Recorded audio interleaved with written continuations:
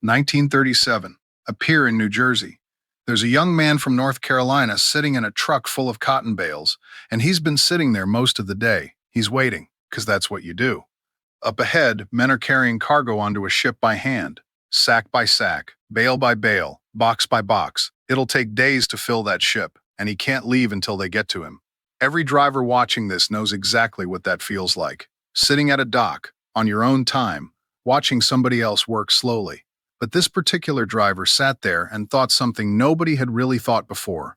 He thought, why are they taking it out of my trailer at all? Why don't they just pick up the whole box and put it on the ship? His name was Malcolm McLean, and that thought rearranged the entire world. Let's be clear about where he came from, because this is the part that always gets left out. Malcolm McLean was born in 1913 in rural North Carolina. He came up in the Depression, and he got into this business the way people used to. He bought one used truck and started hauling for the farmers around him. One truck, himself driving it, and he was good at it. By the 50s, McLean Trucking was the fifth largest fleet in the United States. So this isn't a story about an engineer, or an inventor, or a man in a laboratory. It's a story about a driver who spent enough years waiting at loading docks to become genuinely furious about it. Now you have to understand what he was looking at that day, because it's almost impossible to picture now. They called it break bulk. Everything on a ship went aboard as its own separate item. Barrels, crates, sacks, bales, drums, timber. All of it handled by hand by gangs of longshoremen, carried and stacked and wedged into the hold like the world's worst game of Tetris. Here's what that cost. There was a ship called the Warrior that made a crossing to Europe in 1954, and somebody actually studied it properly. The ocean crossing itself took about 10.5 days.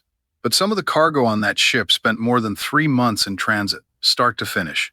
And the loading and unloading, just the handling, was more than a third of the entire cost of the voyage. Think about that. A third of the price of shipping something across an ocean was men picking it up and putting it down. So McLean had his idea. And then he did something that I still find remarkable. He sold the trucking company, the fifth largest fleet in America. The thing he'd built from one used truck over 20 years. Gone in 1955 so he could buy ships instead. Then he took a worn-out oil tanker, left over from the Second World War, and he had it fitted out with a deck that could carry metal boxes. Now put yourself in his shoes for a second. You are a truck man. You know trucks.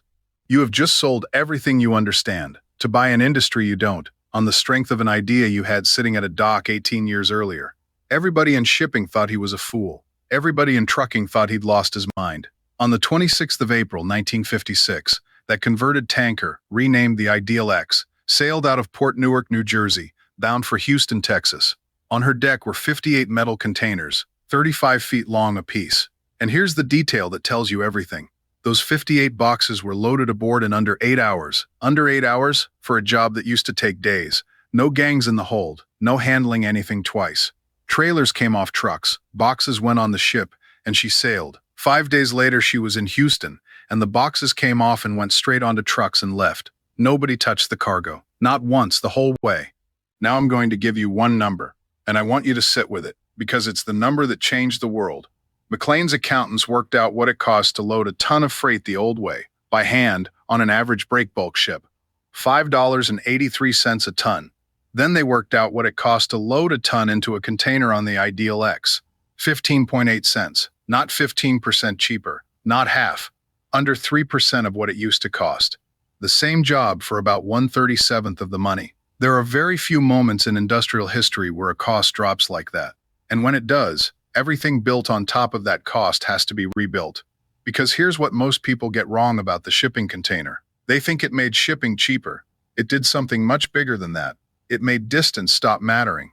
When it costs almost nothing to move a box across an ocean, then where a thing gets made becomes a completely open question. It's no longer sensible to build a factory near your customers. You build it wherever the labor is cheapest, and you ship it. Everything you own is a consequence of that. Everything in your house that says made somewhere far away. The price of your television. The fact that a shop in a small town can stock goods from a dozen countries. None of that is a natural state of affairs. All of it sits on top of a box that a North Carolina truck driver thought up while he was stuck at a dock. Now, I'm not going to sell you a hero story without the other half, because the other half is the part people in this country actually live with. The same invention that made everything cheap is the reason the factories went. You cannot have one without the other. When distance stops mattering, the work goes to wherever it's cheapest, and for a lot of American towns, that meant the work went away and never came back. McLean didn't intend that. He was trying to stop wasting his own day at a dock. But that's how big inventions go.